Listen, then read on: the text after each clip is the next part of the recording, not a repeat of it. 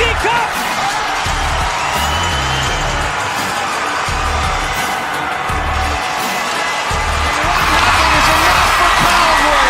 Centennial Cup Champions in 2024. What's going on, folks? This is the OJHL All Access Podcast. I'm Alex Bashevansky, and thanks so much for tuning in to what is our final show of the season, but we are going out with a bang.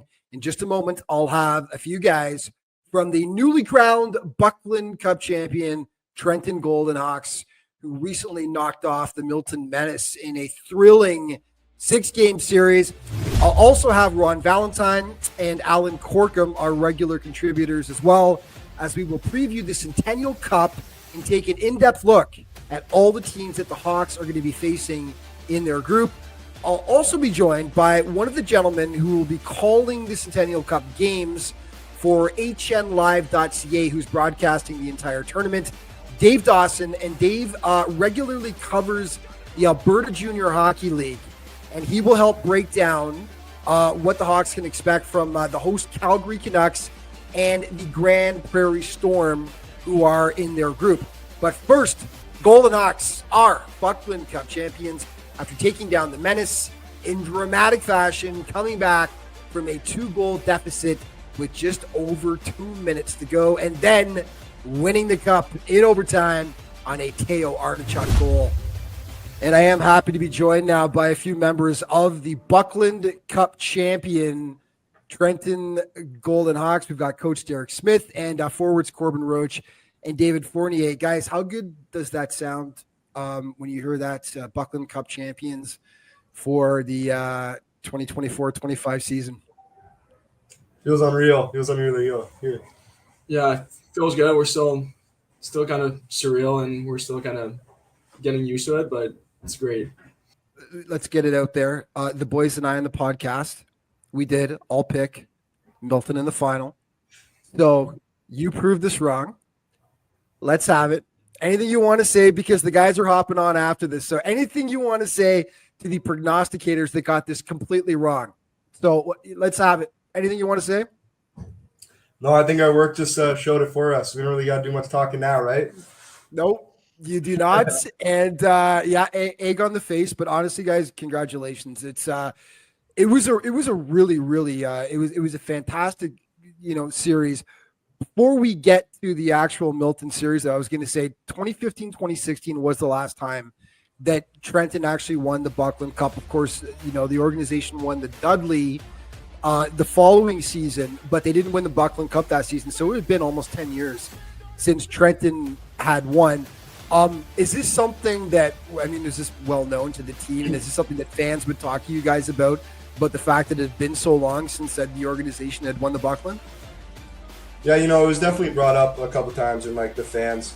So I think it just meant that much more knowing that this great organization, it's been so long. So we want to do it for us and the team, but also just for the fan base and the organization, because we knew it's been that long and we just wanted to bring the Buck back home.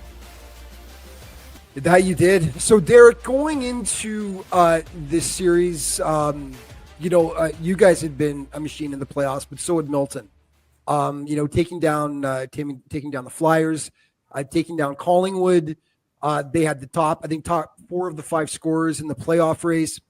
What did you do to get the Hawks prepared for the Buckland Cup final against Milton? Obviously, we have a pre-scout for every team that kind of, go through the way teams play, go over their players, their tendencies, their strengths, their weaknesses. But I think just the road that we had to go through to get there set us up for the finals. Obviously, Pickering in the first round, I know it was over in 5, but it wasn't a true 1 versus 8 matchup. The guys can contest to this. Every game was hard. Rob Pearson did a fantastic job of coming up with a game plan that gave them the best chance to win every night. And it was a battle. And then obviously facing Stouffville in the second round, hardest working team in the league, best face-off details, very structured, some game changers, a good goalie, very physical. And then obviously with Hallie in round 3, it was the road that we had to do to get there, to set us up to figure out how we need to play. If you go through our regular season, probably the most run and gun team you could see. A lot of chances off the rush, relied on our power play, and really outscored a lot of teams. And then once February came, we had to start to get into playoff mode. We kind of reinvented ourselves as a team, and we turned into a playoff team. And it might have taken us, the month of February and the first, couple weeks of playoffs, but we turned into a grinding defense, hard to play against team that set us up for success in the playoffs. And obviously coming against Milton, who had a fantastic year, an unbelievable second half. They had some of the best players in the league, a great goalie. Obviously, Dan did a really good job with them, getting them to where they are. But our guys were just really dialed into how we needed to play, and the journey to get there probably set us up the most. You knew the big guns that you had to key in on. I mean, like I mentioned, I think 4 of the top 5. I think they had maybe 6 of the top 10 scorers in the playoff scoring race. They had been, from an offensive standpoint, just on fire going into that series. What did you guys do defensively, sort of to key in on to shut those guys down? It all starts with goaltending. Obviously, with Ryan Sanborn, he's had a fantastic year since he got here. In my opinion, he's the best goalie in the league. He gives us a chance every single shift to keep us in the game. But yeah, when they have, their top 4 defensemen are all super mobile. They all jump in the rush. Grant McCauley's been a rock for them. Semeniuk had a really good playoffs. And then with Dazati, Fabjan, McDougall, Johnson, those guys, they can change a game every puck touch. And it's just the attention to detail of when they're on the ice, knowing that the best way to make them uncomfortable is to make them defend. And we did a really good job of getting pucks behind their D and making sure that those guys played tough minutes. They're obviously going to get their chances. They're going to get their looks. But if we make every shift hard on them, then the chance for them to be successful definitely goes down. David and Corbin, up until the final, Milton had only lost 1 game on home ice in what they call the Madhouse in Milton. And you guys walked in there and took all 3 games in Milton, and you guys were just road warriors. Talk about that sort of, the mentality of going into a hostile rink when you're on the road, and being able to pull off what no one else was able to pull off in the playoffs, taking them down on their home rink like that. Even though we were a good team at home this year, like up until the finals and the playoffs, we've only lost 1 game, and it was back in the first round against Pickering. So we're confident going up to Milton, and I think we got the job done there, and our mentality was to win every shift and just keep going. Yeah. Take us through the last 2 minutes of Game 6, 2 minutes and 15 seconds or something, right? You guys are down 2-0. I think a lot of people in the stands, obviously a lot of Trenton folks in the stands too, but obviously Milton fans expecting that they're already planning the bus trip out to Trenton for Game 7. Take us through those final couple minutes where you guys are down 2-0 and you make the comeback, and then you take it into OT. Before we get into OT, though, just take us through your mindset over those last couple minutes. Yeah, well, one thing we preached about all playoffs and going into the third period down to just not getting too high or too low. We knew that no matter what the score was or the time on the clock, that we're going to play every shift hard and still give us a chance and get no quit. So once we got 1, I think the boys started to get uplifted a little bit, and then got another, and then we knew from there it was our game. And then the OT winner, you guys were on a power play, obviously, and you took your time. You set things up nicely. You had a couple of good chances, but then take us through Corbin. I think was it originally given to you the winning goal? No, I think it was given to Coop, but I think it was Artichuk is the one that scored. Yeah, Artichuk is the one that actually got it, though. Yeah. Tell us about the winning goal. Tell us about how it went in, and then the feeling of how elated you guys were when you guys could be called champions. Well, as soon as we got the 5-on-3, we kind of knew we had a good chance, and like our power play's been pretty good all year, and we trust everyone that's on the power play. And we just went out there, made plays, and took us a couple of good looks, but Artichuk's been really good for us this year, and obviously he comes up with a big goal. The feeling when I saw the puck cross the line was never felt anything like it before. It's just like all the hard work finally paid off, so just excitement.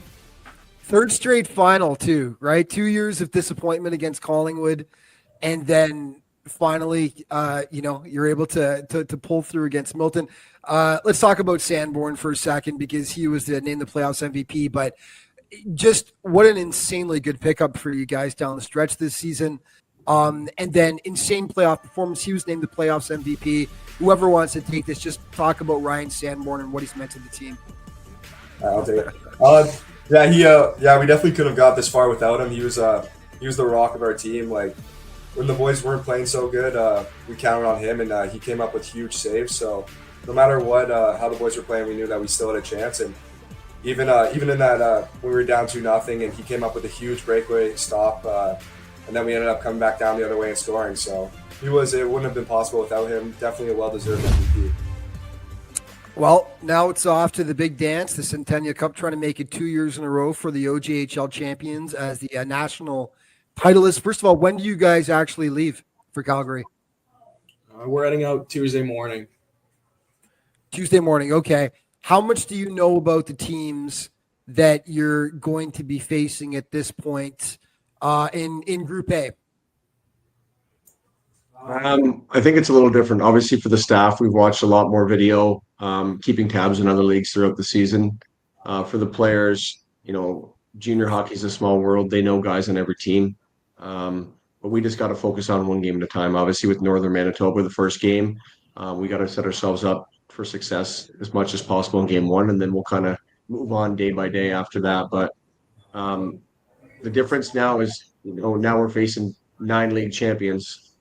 And it's going to be good hockey every single day. We're looking forward to the challenge, but we know that the job's not done. To be Buckland Cup champs is pretty special, but at the beginning of the year, we all had a goal to be national champs. We saw it's doable last year with the season Collingwood had, and we want to replicate that for ourselves, for our community, for the guys, everything they've laid on the line, but also for our league.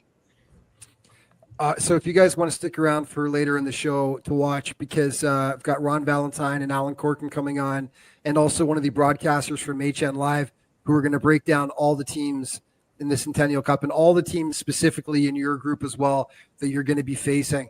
So if you want some cheat notes on what we've come up with so far, you're welcome to keep on watching. But what's planned here, guys? Do you have are there family members coming out as well to watch you guys in Calgary?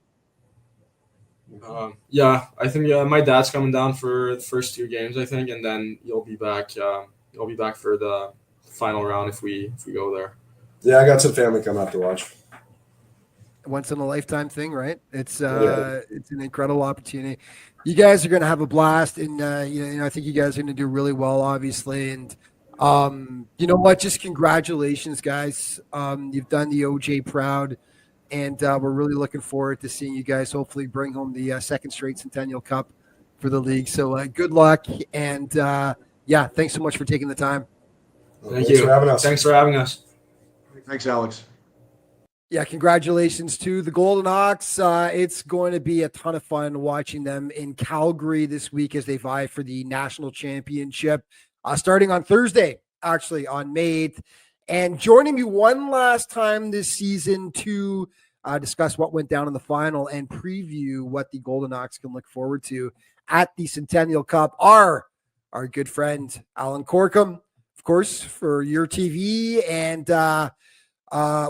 lots of different teams around the league, but doing the yeoman's work he did, of course, in the Buckland Cup final for your TV, covering Milton games. Alan, welcome. And our buddy Ron Valentine, of course, OJHL feature writer.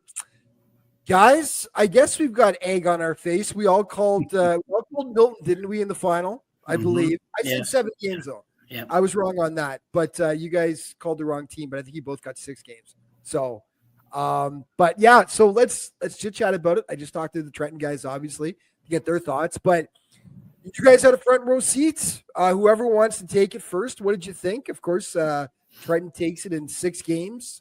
Who wants to jump in first here, guys? Well, I think if we can defend ourselves a little bit, Alex, you look at Trenton's regular season, 97 points. You look at Milton's regular season finish, a somewhat distant third in the West. And I think the reason we all kind of opted for Milton was the current form that they've been showing, the resurgence they'd had in the playoffs. And they weren't quite able to get that done, as you know, in those 5 games. Yeah. It's a series that had its ups and downs. It's a series that had some controversial things happening in it as well. But I mean, the games themselves were really, really tightly contested. And but the Golden Hawks are going to be they're going to be good representatives for us at the Centennial Cup. There's no question about that. Yeah, Alan, you had one of the best seats in the house, of course, covering the games in Milton. What did you take away from it? That's why it's called a prediction. We predicted Milton, but I did say on the podcast it could go either way, and it did. Trenton, well-deserved, won the championship. They were the best team in the league all season. They earned home ice, even though it didn't matter. They were 3-0 on the road. They were only lost one playoff game on the road, so the Road Warriors this playoff. So kudos to Trenton, but we just played real hard. The Golden Hawks came in, and we were probably a little bit guilty of not seeing them as much as Milton because we live in sort of the western part of the Ontario Junior Hockey League. We did see as much as we could of Trenton. We knew they were going to be a strong team. They had a great goaltender. They had some great veterans, and they knew they were hungry to win. This is their third straight trip to the Ontario Junior Hockey League final. The last 2 seasons bowing out to Collingwood, so third time was finally the charm. And congratulations to Trenton, a hard-earned 6-game victory and a hard-earned Buckland Cup title. And they don't have to hear us say anymore, me especially, that it's their first Buckland Cup win since 2015, 2016, which just continued to blow our minds. They finally get that monkey off their back. I mean, you talk about the Road Warriors. They were winning those games, guys, in Milton, at the Madhouse in Milton with the atmosphere the way it was. That was, I don't know if I would say that's surprising, but I mean, I think we certainly thought that Milton was going to have a better showing at home. What happened? Alan, you were there for the game. What happened? Ron, were you there for the actual Game 6 as well? I couldn't make Game 6. I was there for the other one. What was your take, Alan, on what happened in the last 2 minutes in that game? 2.5 minutes with Milton leading 2-0. They're on their way to Trenton for Game 7, and they just couldn't hold that lead. This might disappoint Milton fans by saying this, but I don't know what the coaching strategy was in the third, but they were too defensive. I mean, they played the trap. They just laid back. They didn't go for any goals, and that's what happened. You should have went to get a goal or two, get up 3, get up 4, and then you probably had breathing room to go to Trenton for a Game 7, but they just laid back on that 2-0 lead, and then when Trenton got their opportunities late, they capitalized. They got that goal with about 2 minutes left, and then a minute later, with Sanborn pulled for the empty netter, or for the attacker, they got the goal through a screen. Bickle never saw a thing, and they tied it up. And then in overtime, unfortunately, they got a 2-man advantage to Trenton, 2 penalties called. I thought the first one had to be called. The second one, maybe not, but that's just the way it goes. And then just Trenton kept banging away at Bickle. It finally went in. Originally, they gave credit to Cooper Matthews for the series-winning goal. They've changed it to Teo Artichuk, but just a tough luck for Milton. They should have just been a little more offensive in the third, maybe went for a third or fourth goal. And we might be not here talking. We might be talking about a Game 7, and then we see who wins. But full goes to Trenton. They kept with it. Sanborn kept them in the game. They took advantage of their opportunities, tied it up, and then won in overtime. And now they're heading to Calgary for the Centennial Cup. You mentioned Sanborn, and Ron, you had a lot to say about Sanborn in the lead up to the series with Milton. What a pickup he was for the Golden Hawks in the latter part of the regular season, and then in the playoffs. He was your playoff MVP this season, 16-4-1, 1.97 goals against average, .935 save percentage, 2 shutouts. I mean, it was a playoff performance for the ages, Ron. Yeah, when I talked to him, he said he was kind of, languishing with the teams he was with, and he got the chance to connect with Trenton, and they needed a goalie at that time, desperately needed a goalie at that time. He came in, filled the job, and when you come in and you post 17 straight wins in his first games with Trenton, he's got to be doing something right, and that his confidence obviously built right the way through the season. Very modest guy, but he's been one of the main reasons. Obviously now Brady Spry is a good goalie too. Is in his last year with Trenton, he would have done well, I'm sure too. But Sanborn has just been off the charts. Just a quick comment here, guys. Milton's big guns that had just been wrecking shop during the playoffs. They still finished with the top 3 scorers, McDougall, Johnston, and McCauley. But 14 goals in 6 games for the team as a whole in this series. Before that, they'd put up 58 goals in 16 games.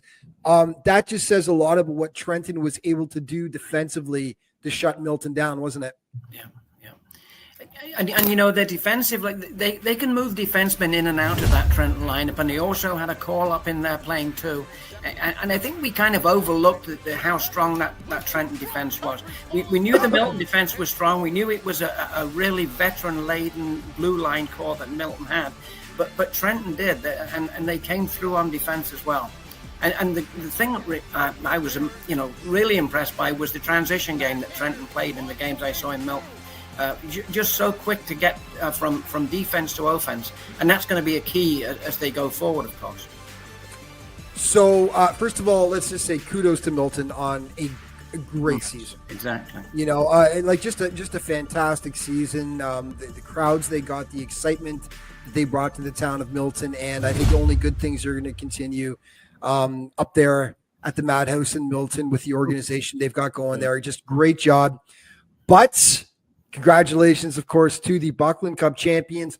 Trenton off to the Centennial Cup now, coming up in Calgary, May 8th to the 18th. Hopefully they're still playing on the 18th. So what we're going to do right now, first, let's take a look at the groups that are going to be there in Calgary. So Group A, first of all, has got Trenton, Northern Manitoba Blizzard from the MJHL, the Grand Prairie Storm, who were the runner-ups in the AJHL. Of course, they qualified, but they lost to the Calgary Canucks in 4 straight games.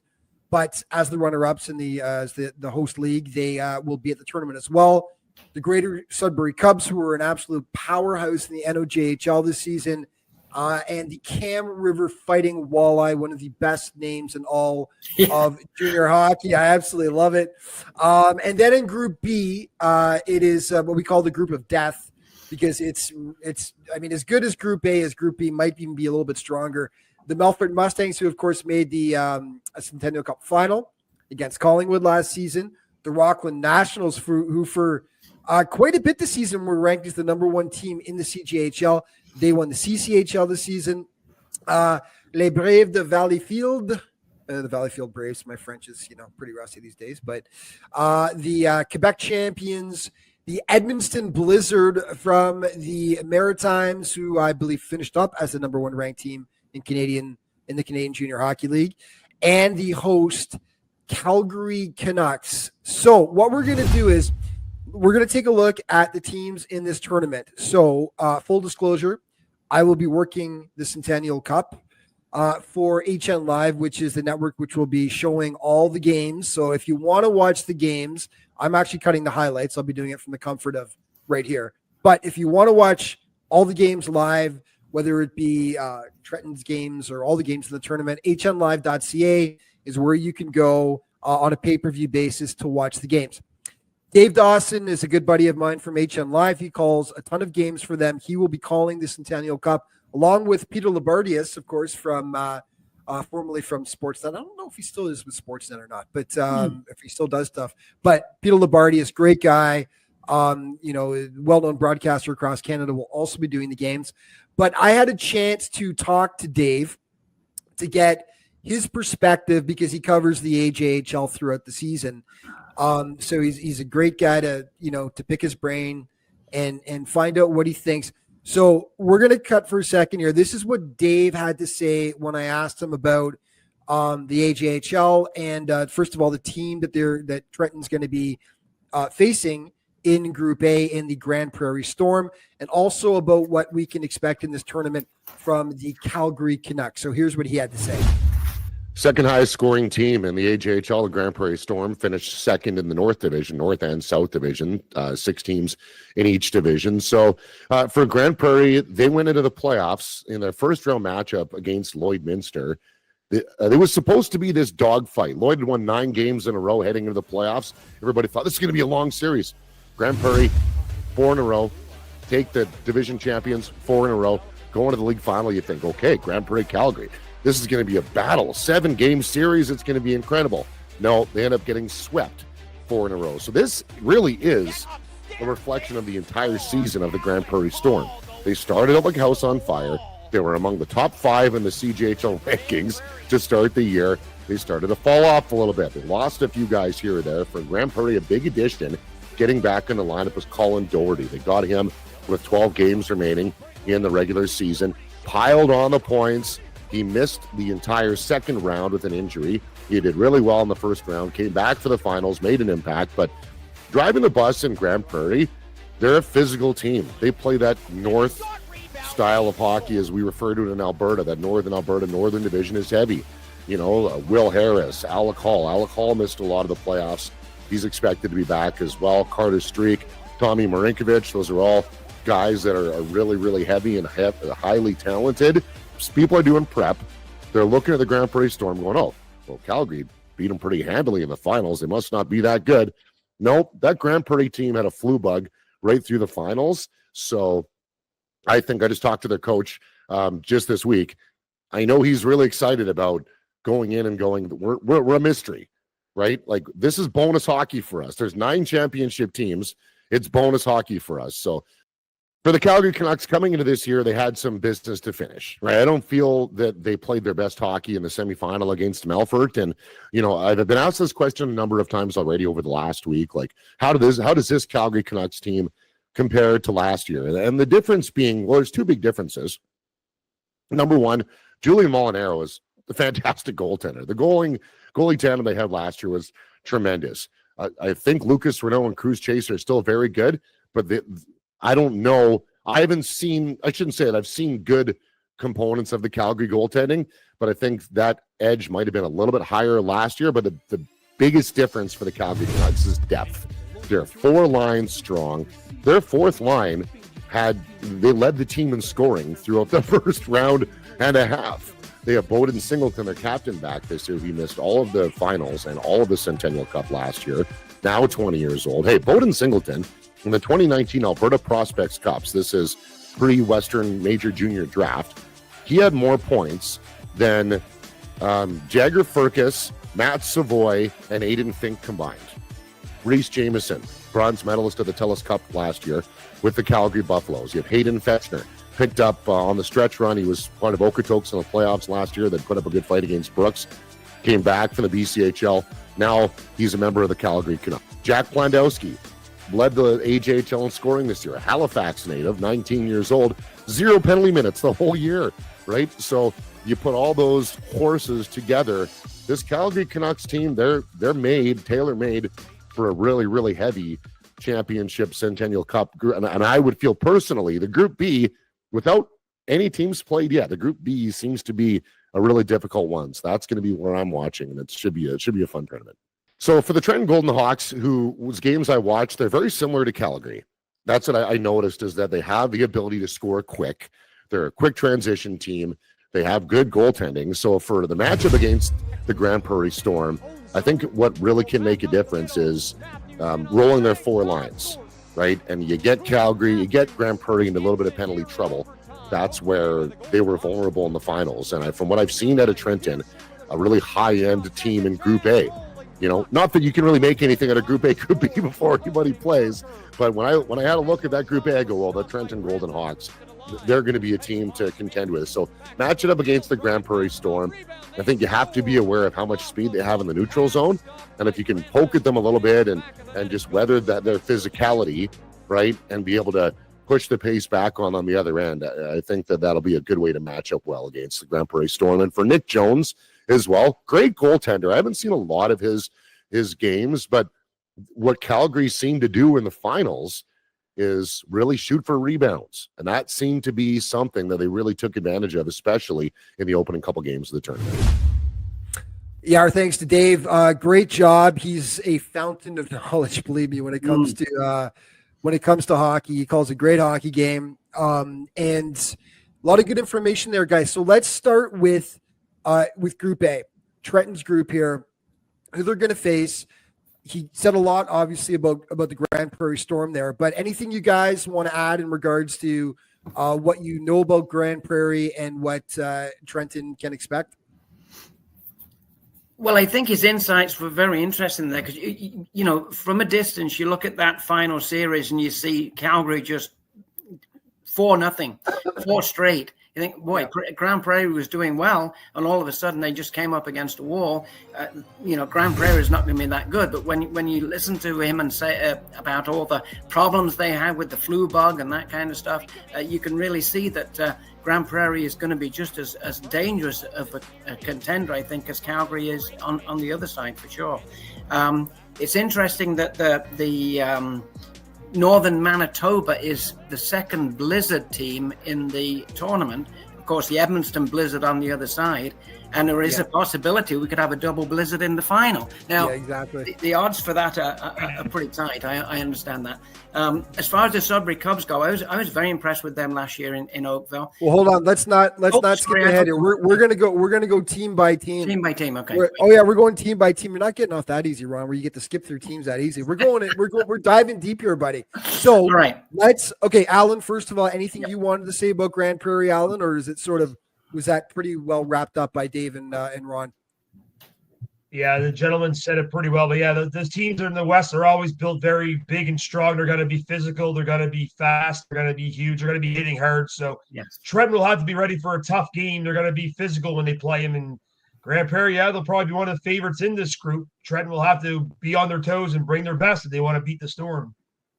They are good. I watched a lot of clips from the playoffs in the AJHL, and it's a heavy game.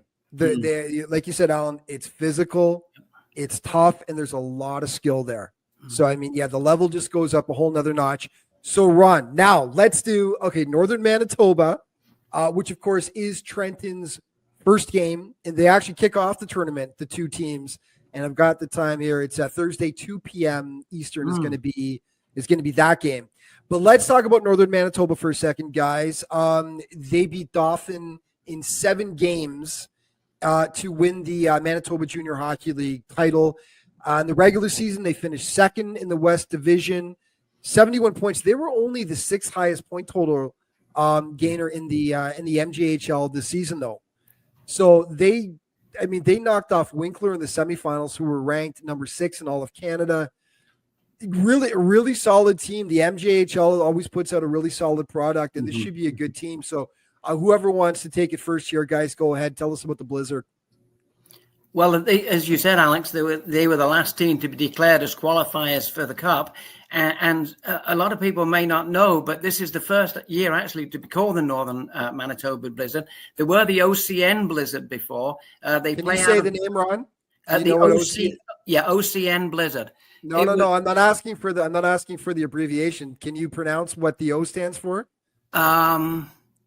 It's an indigenous name. I cannot pronounce it myself. Cree Nation. It's Cree Nation, isn't it? It's Cree Nation, but it's a crazy. I can't pronounce it. I wish I could. Take a look at it, folks. OCN, of course, it's smartly shortened to. Right. So I thought I might get a chuckle out of you there. I thought you might give it a shot, actually. But yes, but go on. You're right. It's the first year they changed their name to Northern Manitoba. Yeah.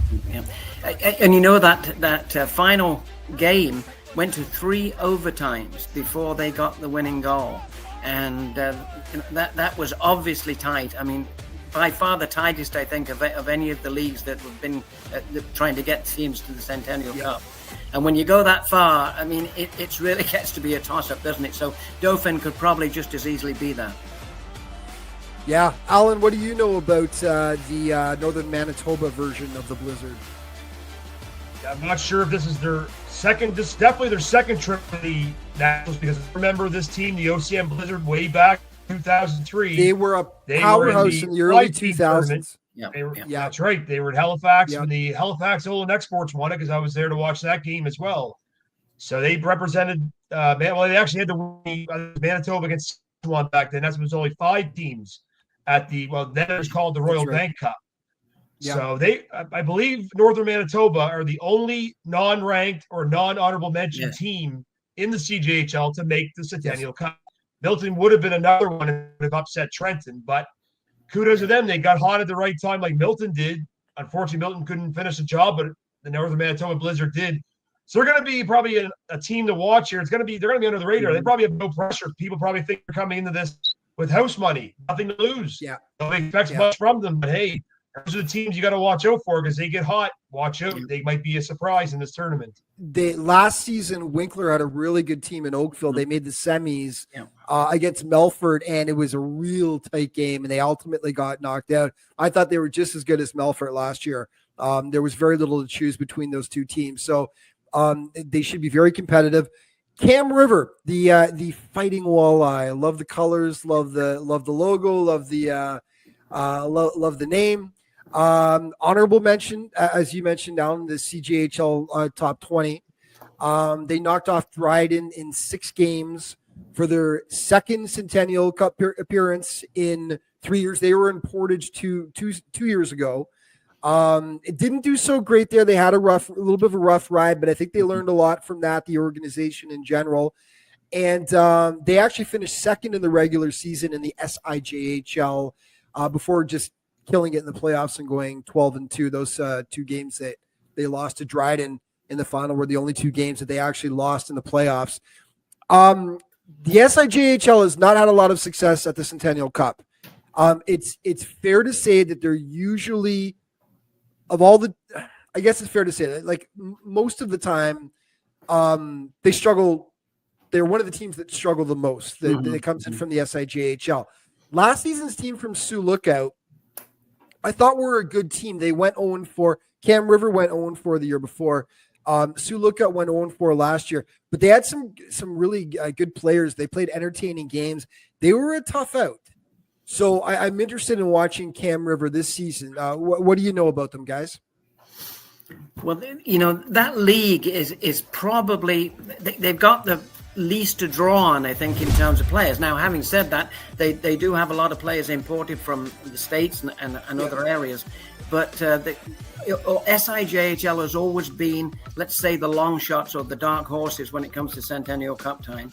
And I think people were kind of looking at Dryden this year to see, and they got the bye in the first round. But Cam Rivers certainly, in the very short history of that team, they've done very well. And I know they'll put up a good performance.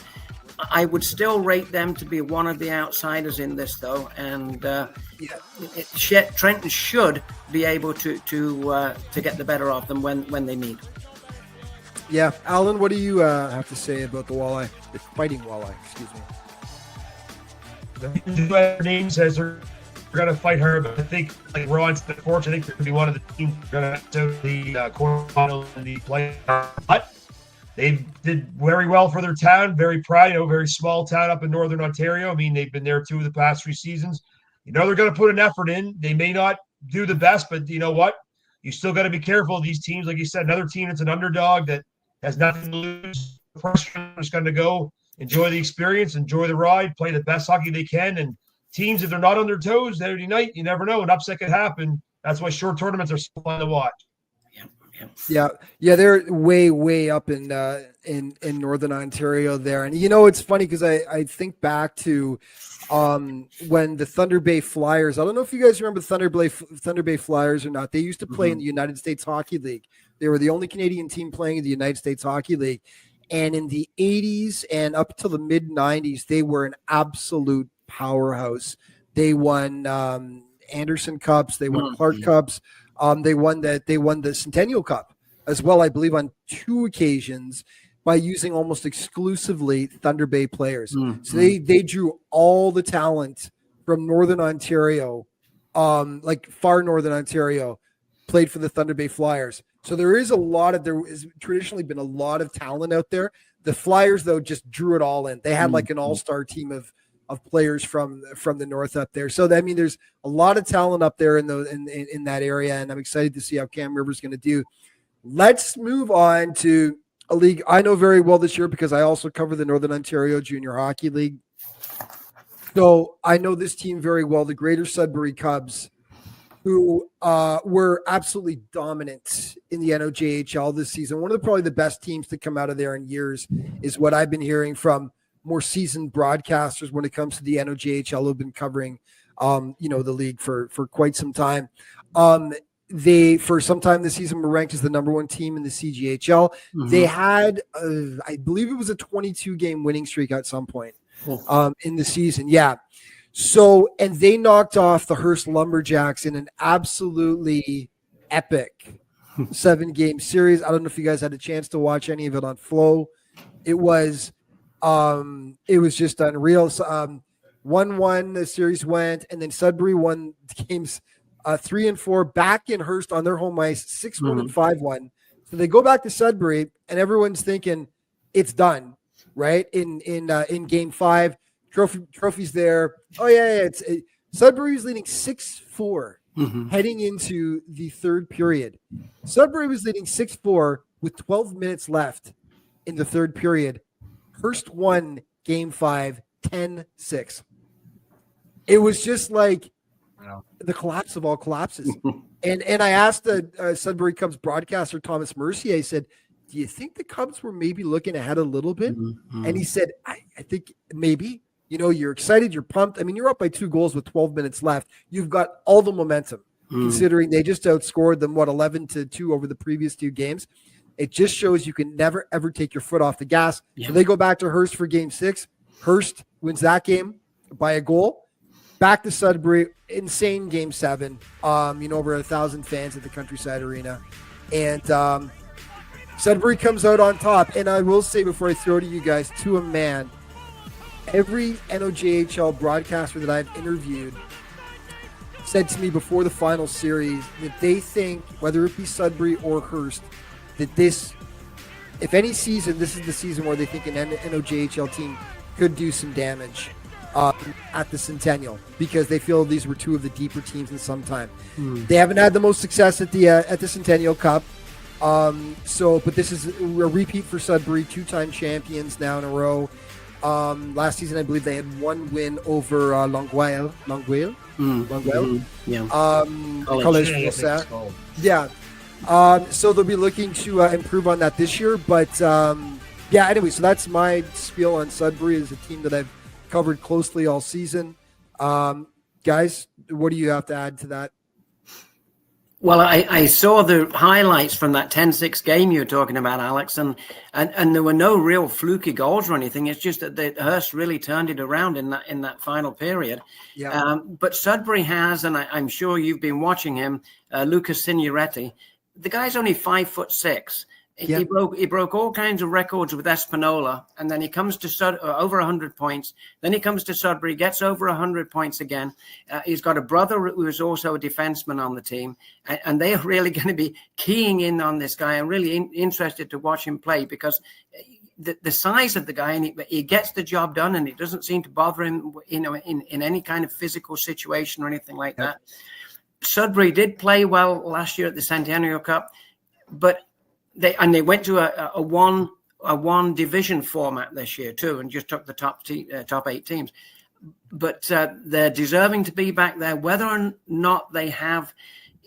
What was it? Over 65 goals in those 7 games between Hearst and Sudbury. Yeah. You've got to be a little bit stronger defensively as a team, I think, to be able to get the success that they're looking for. I wish Sudbury all the best. I spent 15 years in Northern Ontario. And I'm sure that the Cubs will come out fighting, but I just question that overall defensive commitment that they've got. They've got to start. They got to lock it up a bit better. Yeah, exactly. Yeah. Alan? Yeah, he's going to have to be a lot more defensive against teams like Trenton, who can score in bunches. Team like Grand Prairie as well. So I think Sudbury definitely has a good opportunity to maybe finish at least 3rd in the division, maybe squeak into the quarterfinals, but as Ron said, they're going to have to clamp down a little bit more defensively. The offense is there, we know that, but can they be a little better defensively? If they are, I think they have a good shot of advancing to the quarters. If not, it might be tough to advance into the top 6. So, just a couple things to add to that. Lucas Signoretti, like you mentioned, Ron. So last season he was the MVP with Espanola. But Sudbury added him this year, the defending champions, which was just like, the rich getting richer. He finished with 101 points this season, so he was the leading scorer in the league, MVP once again this season, so 2 in a row. And in the playoffs, he had 36 points in 15 games. He was the playoff MVP as well. And and a massive addition as well is The guy who finished second in NOJHL scoring this season was Sam Asinaway. Mhm. He's the Robin to Signoretti's Batman. Right. And he's been out since the Iroquois Falls series, which was the opening round series, with an injury. He returned for Game 7. How they will fare on the national stage, not sure. There is a lot of OHL experience on this team, though. Quite a few guys who've had a cup of coffee in the OHL, and they're big and they're physical. So we'll see. But I would say that this year is a better version than the Sudbury team last year. So we'll see what happens. Okay, let's just quickly go through the other division here, guys, because hopefully Trenton gets to that point where they're going to face these guys. But Dave had a lot to say about Calgary, obviously, who come in. I mean, it's one of the favorites, obviously, with the season that they had. Very, very strong. They've been loading up for this, ever since it was announced last year that they would be hosting the tournament. So anything that you want to add to what Dave said, guys, when it comes to the Canucks?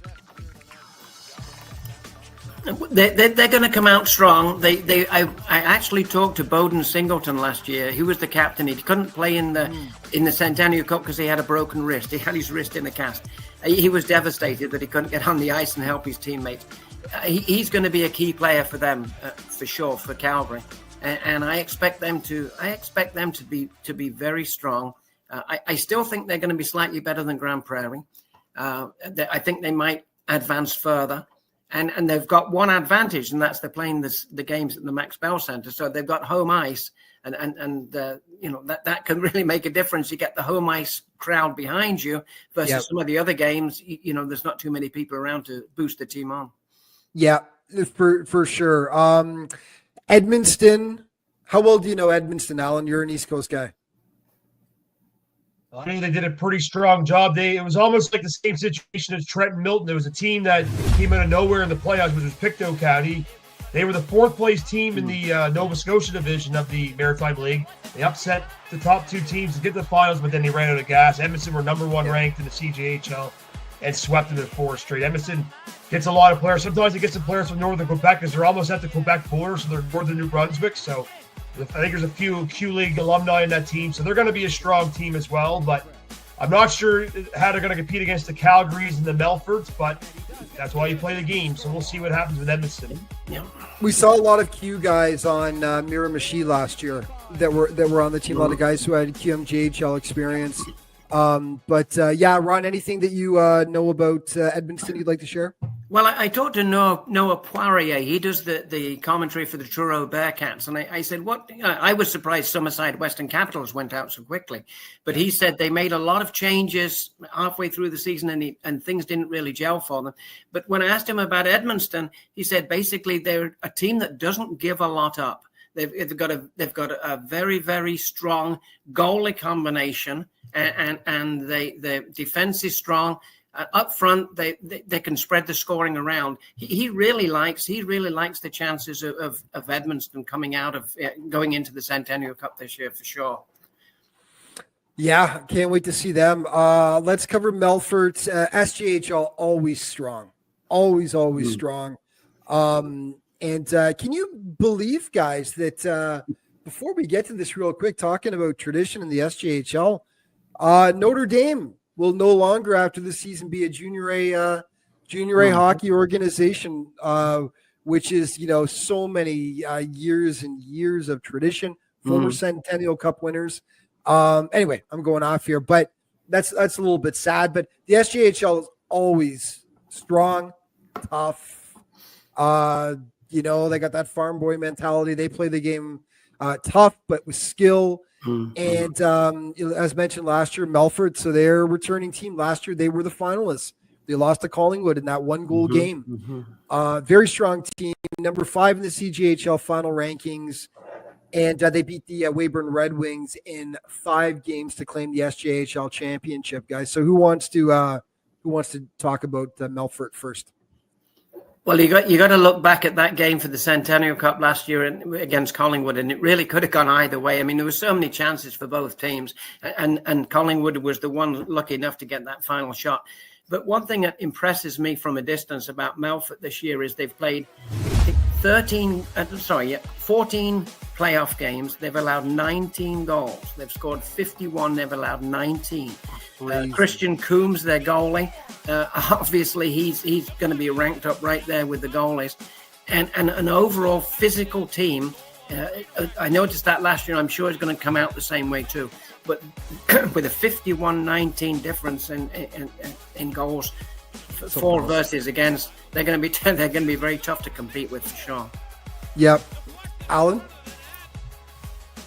I know Melford's going to have that bitter taste in their mouth. They were so close last year, so one shot away from winning the Centennial Cup. Now they're back for another crack at it. You know they're going to be hungry. They're going to be just gearing up for this. Some of the players were there last year. They're back for another run. They want to come home with the big dance this year. And you know, probably one game to mark down in that group will be when they play the Calgary Canucks. You say about big, strong, physical teams. The Westerners always have that. I imagine that's going to be a lot of hits and a lot of chattering going on in that game. But yeah, Melford, I think, has a good shot at getting into the Final Four for sure. After last year doing so well, and as Ron said, cruising, it seems like, through these Saskatchewan playoffs, 51-19 outscoring their opponents. Right. From the CCHO, we've got the Rockland Nationals. Last season, the Navin Grads, not the greatest tournament for the CCHL, so they're looking to bounce back this year. And Rockland was strong all season long. I think for an extended period this season, they were the number one ranked team in the CJHL rankings. They finished the season third in the rankings, and they beat Carleton Place, the Canadians, a former powerhouse from the CCHL who won a few titles in a row, I believe, beat them in 4 straight games. Ron, what's your take on the Nationals? You look at the goalkeeping average and you look at the points per game of Rockland, you won't find anybody in there. They just do everything as a team, very, very quietly as a team. No big scorers, no big goalie with the big goals against average. And they've as you said, they're third ranked team. And look at this whole group. I mean, you've got Rockland 3, Melfort 5, and Edmundston number 1.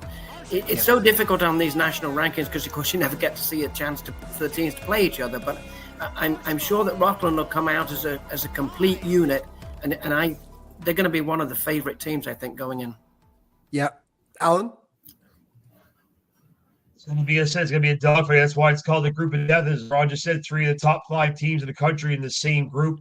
It's going to be some entertaining games. Rockland, first time there in a long time. They beat a team, as you said, at Carleton Place that have been familiar with winning the Central Canadian Hockey League. Mm-hmm. So I think Rockland will get some good experience. It may be tough for them to make the quarterfinals. They'll be definitely in the running with Calgary, Melfort, Edmundston. But look at those 4 of those teams. Those 4 teams ranked in the top 15 all year. And one of them are not even going to make the quarterfinals. That's why it's called the group of death. There should be some entertaining hockey in the preliminary round of Centennial Cup. And I'd advise the fans in Calgary, if you haven't bought your tickets yet for it, get them now or go on to hnlive.ca and pay for some games. There's going to be some great action in Calgary coming up in about a week.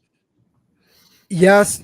And then finally, we've got the Valleyfield Braves from Quebec, who were a powerhouse this season. They took down CF Longueuil. How do we say it, guys? I should have listened to the pronunciation. I should have listened to Sean Mullen. Longueuil, isn't it? Longueuil. I should have listened to Sean Mullen on the HN Live broadcast doing last year's games before I actually said it. It's for some reason it doesn't. It's like me saying the word Aurora. It's one of those ones that doesn't roll off my tongue properly. So we'll call them the College Français Longueuil. They took them down in 4 straight. Valleyfield did. 12th in the CGHL this season. Last year, CF Longueuil did not have a great tournament for sure. Couple of big losses. So Quebec will be looking to bounce back this season. You mentioned the Maritimes before with Q players. Well, obviously, the Quebec Junior A League gets a lot of former Q guys as well. So there will be experience there. But guys, what's your take on the Braves? Well, they were ranked 12th this year in CJHL final rankings. They had a long playoff run. They were the first ones actually to qualify for the cup.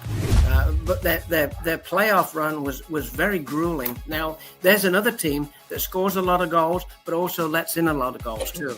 I think that's they traditionally do. That's Quebec. the way the league works. You know, they're very offensive minded. They've got some great individual scorers, and you know, Valleyfield is obviously the best of the best. But it would be a surprise to me if they were to make the finals. Let's put it that way.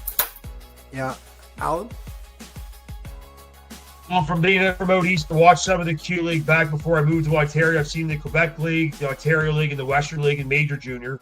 So it all trickles down to Junior A. And the thing is with Quebec, it is finesse. It's a lot of speed, a lot of skill, not as much physicality. So I'll be curious to see how Valleyfield can stand up to the teams like Melfort and Calgary in some of those games. If they can withstand some of the physicality and maybe pull off an upset, there's a real chance for Valleyfield to cause some damage. But as Ron said, they're going to be a lot better defensively. They can score a lot, but they give up a lot. And especially with some of those Western teams, they could be battered around. So if they can withstand the physicality, I think Valleyfield has a shot of advancing. If not, it might be a short tournament for Valleyfield, but you never know what can happen. That's why you play the games on the ice and not on paper.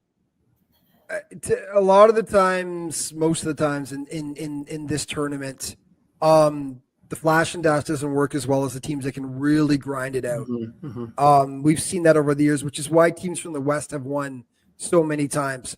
They can just shut you down, and they're skilled as well. So we'll see how that translates in this tournament for Valleyfield. But this is it. So, guys, the Golden Hawks games, they've got 4 of them in the preliminary round. They are against Northern Manitoba, opening the tournament Thursday, 2 p.m. Eastern, against Cam River. That is on Friday at 2 p.m. Eastern. I hope I'm getting this right with the translation time, but it's Mountain Time, so I believe we're adding 2 hours to that. Yeah, 2 hours, right. Trenton against Greater Sudbury from the NOGHL. That's Monday at 6 p.m. Eastern. And then Grand Prairie to close things out, the AJHL runners-up. That could be a huge game. So Tuesday at 6 p.m. Next week. And just a reminder, of course, all the games, you can watch them. Go to hnlive.ca. They honestly do a great job of the broadcasts. Really, really good camera positions, really good announcers.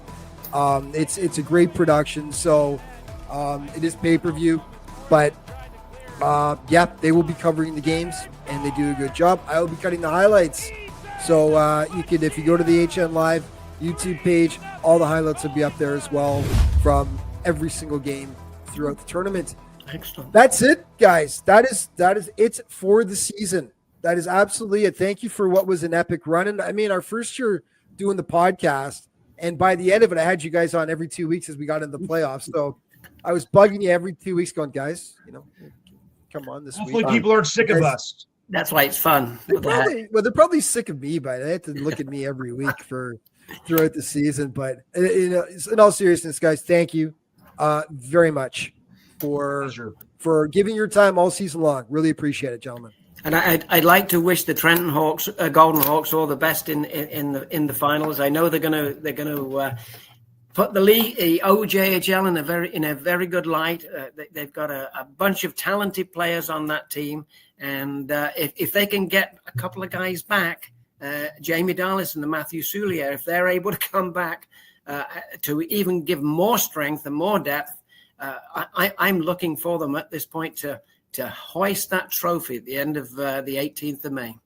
Well, after what happened last year, they're definitely one of the favorites. So no question about it. But gentlemen, thank you so much. Really appreciate it. Thanks to Joe Washkarak as well, who's been by us almost every step of the way throughout the playoffs. 1 week, Mike Galati filled in, which we really appreciate.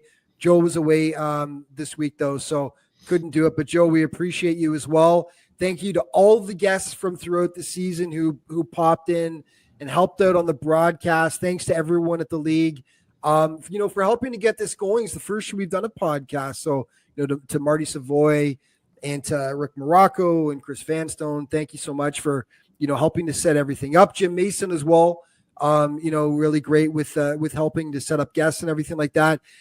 And everybody, thank you for watching. Hopefully you enjoyed it this season. I've enjoyed bringing it to you every week. I didn't realize how much I could really enjoy podcasting, but I've really, really enjoyed it and interviewing everybody. And it's been a blast all season long. Just a reminder, of course, to stay up to date with everything through the Centennial Cup and off season. Head to the league's official social media outlets. And with that being said, congratulations to the Golden Hawks for winning the Buckland Cup, and good luck at the Centennial in Calgary. We will be watching. 2 thumbs up. 2 thumbs up. This Thank you, is folks. Trenton. Yep. We'll see you next year. Thanks, folks. Thanks.